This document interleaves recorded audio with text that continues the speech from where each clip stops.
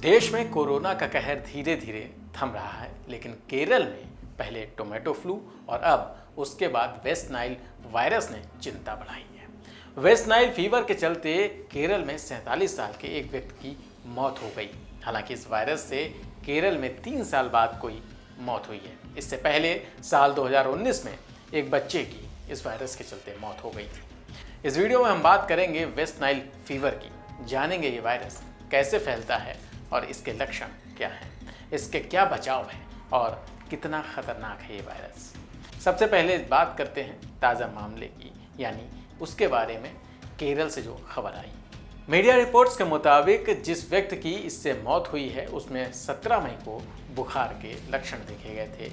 Media reports के मुताबिक जिस व्यक्ति की इससे मौत हुई है उसमें 17 मई को बुखार और दूसरे लक्षण देखे गए थे। लक्षण सामने आने के बाद कई अस्पतालों में इलाज कराने के लिए उन्हें त्रिशूर के सरकारी मेडिकल कॉलेज में भर्ती किया गया था, जहां की मौत हो गई। वेस्ट नाइल फीवर से मौत होने के बाद हेल्थ डिपार्टमेंट भी अलर्ट मोड पर है। इसके बाद एक मेडिकल टीम को भी वहां उस जगह पर भेजा गया जहां वो व्यक्ति रहता था।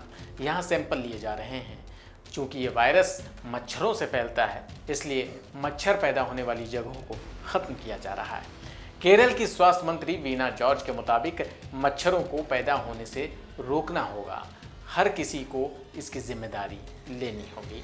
अपने आसपास साफ सफाई रखनी होगी। ड्रेनेज और जमे हुए पानी को साफ करना होगा, ये कहना है वहाँ के स्वास्थ्य मंत्री का।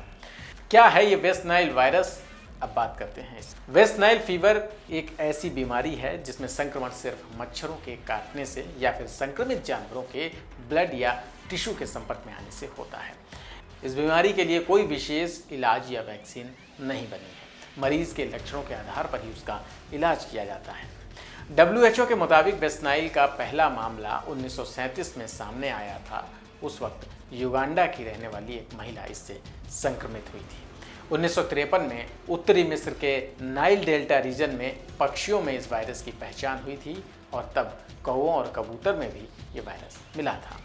1997 से पहले तक इस वायरस को पक्षियों के लिए ज़्यादा खतरनाक नहीं माना जाता था, लेकिन इसके बाद इजराइल में इस वायरस का एक और खतरनाक स्ट्रेन सामने आया था जिसमें कई पक्षियों की मौत हो गई थी।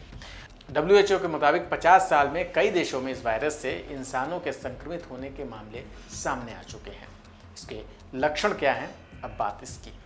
WHO के मुताबिक इस वायरस की चपेट में आने वाले 80% से ज़्यादा संक्रमितों में कोई लक्षण दिखते ही नहीं है। बाकी 20% संक्रमित वेस्ट नाइल फीवर के शिकार हो जाते हैं।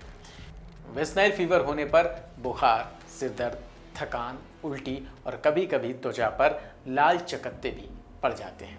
150 संक्रमितों में से सिर्फ एक में ही इसके गंभीर लक्षण दिखते हैं। जी हाँ, और जब गंभीर बीमारी हो जाती है तो इनके लक्षणों में बुखार, सिरदर्द, गर्दन में अकड़न, कपकपी, ऐंठन और मांसपेशियों में कमजोरी और पैरालिसिस जैसी शिकायत होती है। इस वायरस से संक्रमित होने के बाद किसी भी उम्र के लोगों में यह बीमारी गंभीर रूप से हो सकती है। हालांकि 50 साल से ज़्यादा उम्र के लोग और ट्रांसप्लांट करवा चुके लोगों को खतरा ज़्यादा बताया जाता है। इंसानों में यह वायरस कैसे फैलता है? अब बात करते हैं इसकी। आमतौर पर इस वायरस के इंसान में फैलने की वजह मच्छर बताई जाती है। ये वायरस पक्षियों में फैलता है। ये वायरस पक्षियों से होते हुए मच्छरों तक और मच्छरों से होते हुए इंसानों तक पहुंच जाता है। मच्छर जब किसी संक्रमित पक्षी को काटते हैं तो ये वायरस उनमें भी आ जाता है, और जब यही संक्रमित मच्छर इंसानों को काटते हैं तो इस वायरस से इंसान भी संक्रमित हो जाते हैं।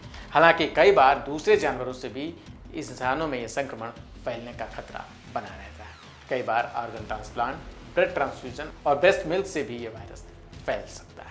हालांकि अभी तक इंसान से इंसान में वायरस फैलने का कोई मामला सामने नहीं आया है। संक्रमितों का इलाज करने वाले डॉक्टरों को भी ये वायरस अपनी चपेट में फिलहाल ऐसा कोई मामला नहीं आया है जिसमें ऐसा देखा गया हो। कैसे हो इसका इलाज, कैसे इससे बच सकते हैं? अब बात इसकी। अभी इंसानों के लिए इस समय वायरस से बचने की कोई वैक्सीन नहीं है।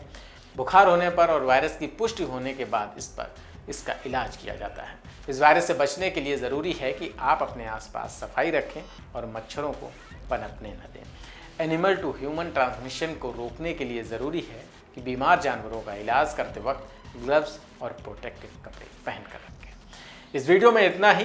फिर मिलेंगे किसी नई जानकारी के साथ। अगर आपको ये जानकारी अच्छी लगी हो तो वीडियो को ज़्यादा से ज़्यादा शेयर करें, लाइक करें और कमेंट करें। इसके अलावा अगर अब तक आपने हमारा चैनल सब्सक्राइब नहीं किया है तो ज़रूर कर लें। फिर मिलेंगे।